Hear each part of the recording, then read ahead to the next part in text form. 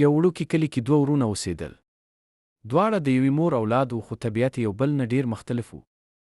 مشر ورور ډېر چالاک، لالچي او خودغرضه و، او کشر ورور صادق، ایماندار او منطقي انسان و. دوی دواړه به په کرونده کې کار کاوه، خو مشر ورور به هر وخت د پیسو حساب کې دوکه کوله. هغه به د کشر ورور برخه پټه کړه او ځان ته به یې واخیسته. کشر ورور به څه نه ویل، ځکه چې هغه د جګړې نه بدېده او باور یې درلود چې الله پاک هر څه ویني. مشر ورور به اکثره خلکو ته دروغ ویل. د کلي خلک به یې په خبرو باور کول، ځکه چې هغه ډېر چالاک و.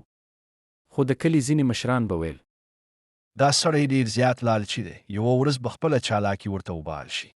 یوه ورځ کشر ورور ډېر سخت کار وکړ او ښه حاصل یې راټول کړ. مشر ورور چې دا ولیدل نو زړی وسوځېد. په پټه یې د کشر ورور پیسې واخیستې او شپه ناوخته یې له کوره ویستې چې څوک پرې خبر نه شي. هغه شپه ډېره تیاره وه.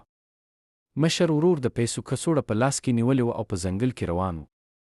ناڅاپه یې پښه خطا شوه او یو ژور کنده کې ولوېد. ډېرې چیغې یې وهلې، خو څوک نه و چې مرسته وکړي. پیسې یې چاپېره پرتې وې، خو هغه خپله بند پاتې و. سهار کشر ورور د خپل ورور لټون وکړ. چې ځنګل ته ورسېد، د ورور چیغې یې واورېدلې.